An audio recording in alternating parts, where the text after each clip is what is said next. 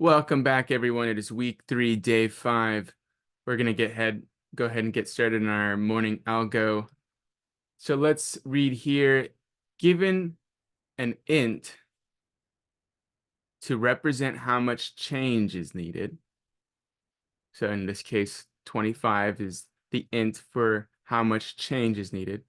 Calculate the fewest number of coins needed to create that change using standard US denominations, right? So 25 would be 1/4. 50 would be 2/4. 9 cents would be a nickel and 4 pennies, right? Because that would be 5 cents plus the 4. And then 99 here would be 3/4, 2 dimes, and 4 pennies. All right, I'm pretty sure we all know how to find the best denomination. We've all been to the Dollar Tree and have rummaged in our pockets for that change and then try to give it to the cashier or some way or another. All right, you guys get the picture. All right, so let's go ahead and distribute into groups. Does anyone have any questions about today's morning algo?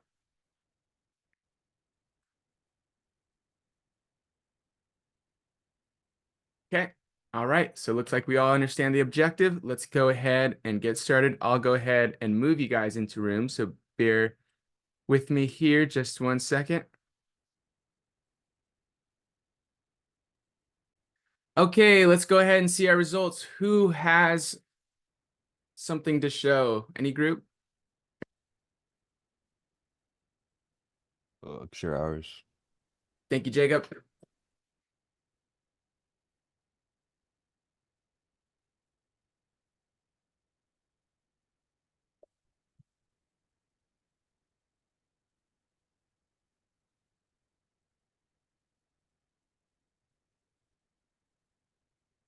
Okay. Are you speaking, Jacob? I'm not sure if you're on mute. Sorry. Hello, can you hear me? Yes, yes, yeah, no. Yep. All right.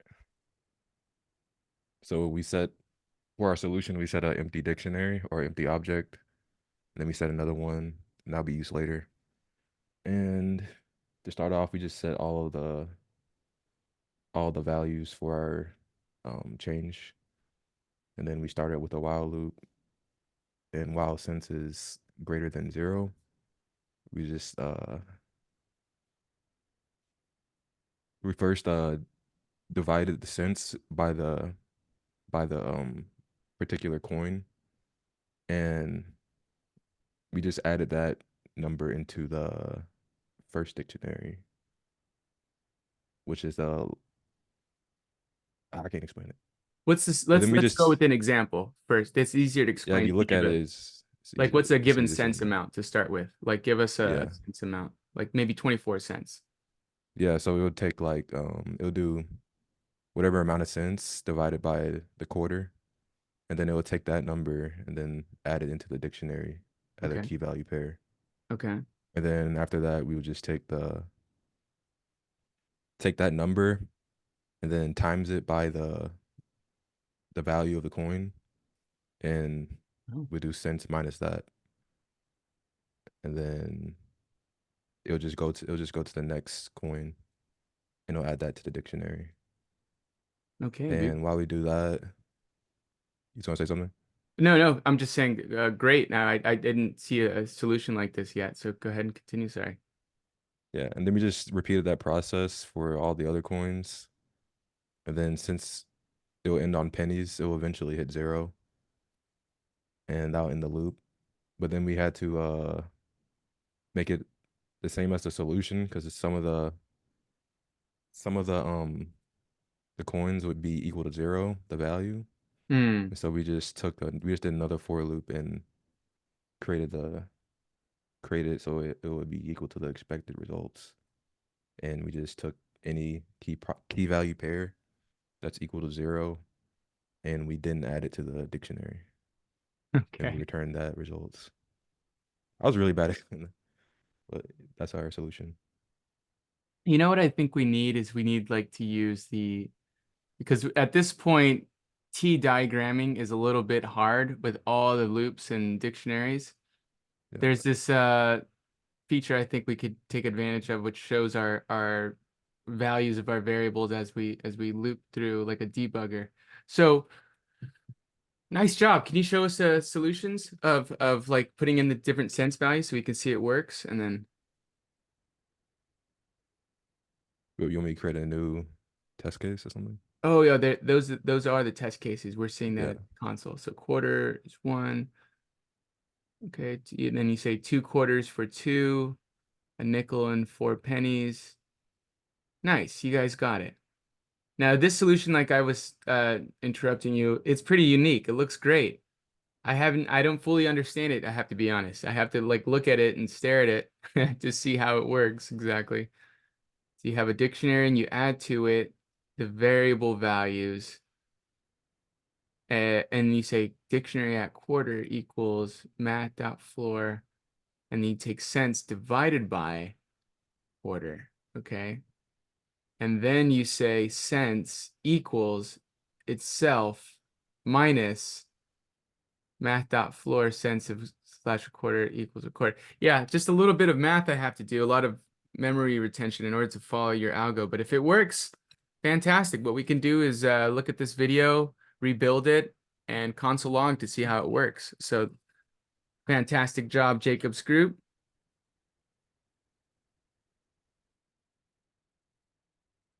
Any solution is a great solution at this point. Who else would like to present if we have another solution? If not, I'll go ahead and present one myself.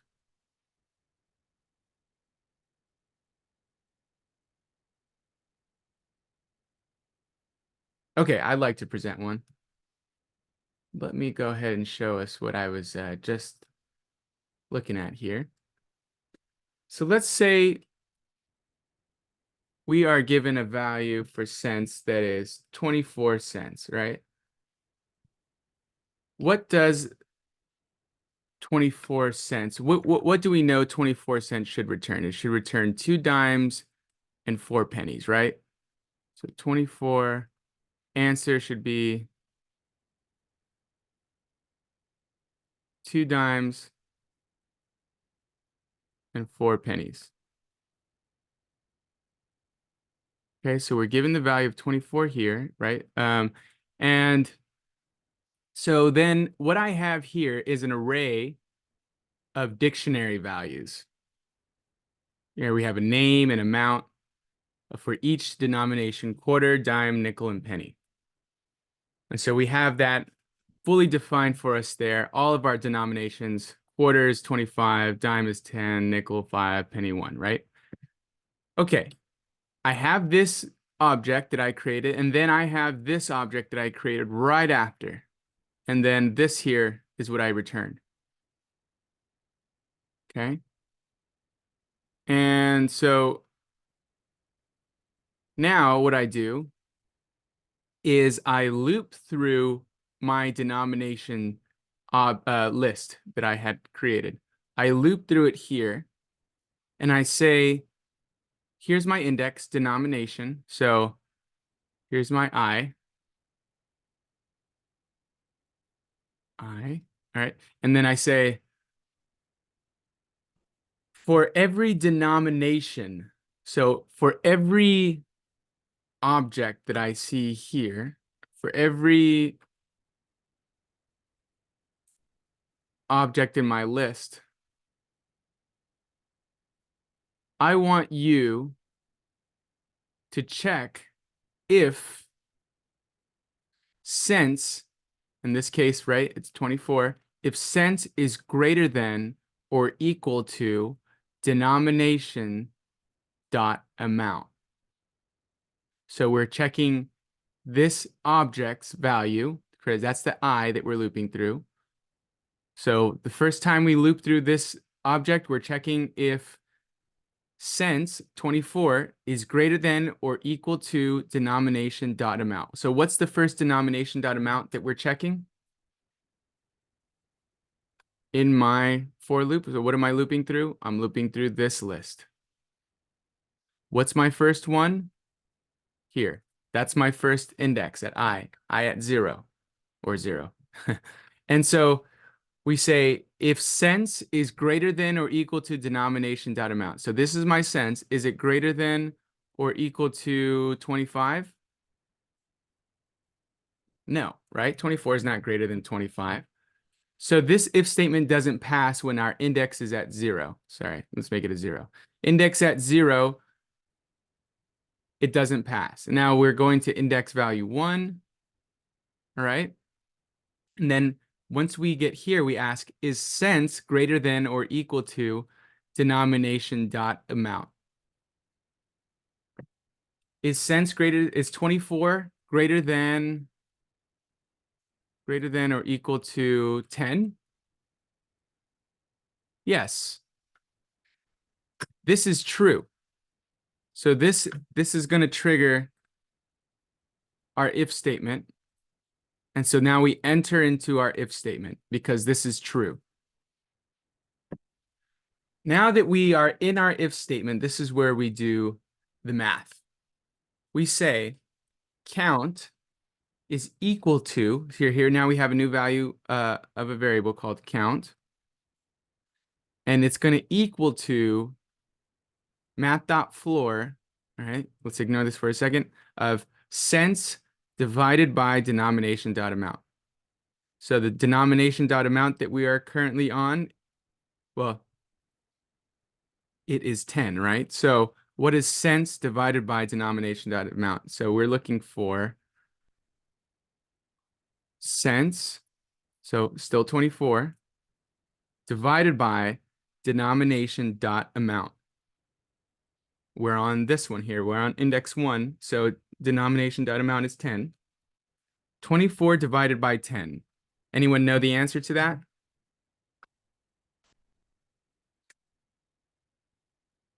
2, right? 2.4. And so if we say math.floor, then it becomes 2.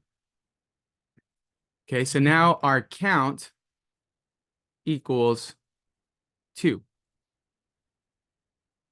Now that we have a count, we say cents.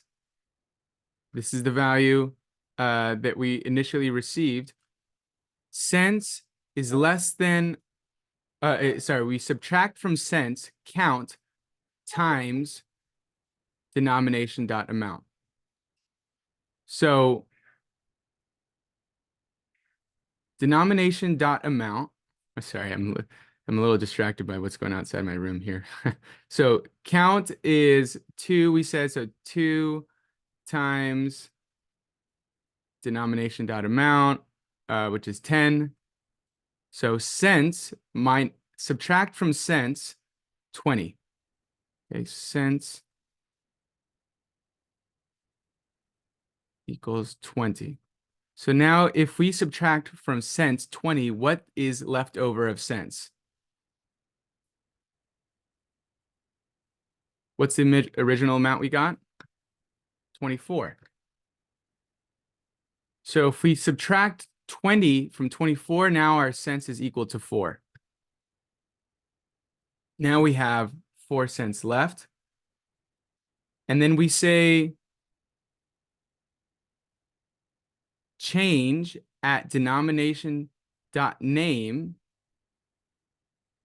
Okay, so we're saying now edit this object here. We're saying change at denomination dot name. So what's the denomination dot name we're currently on? It's still index 1. We're still here.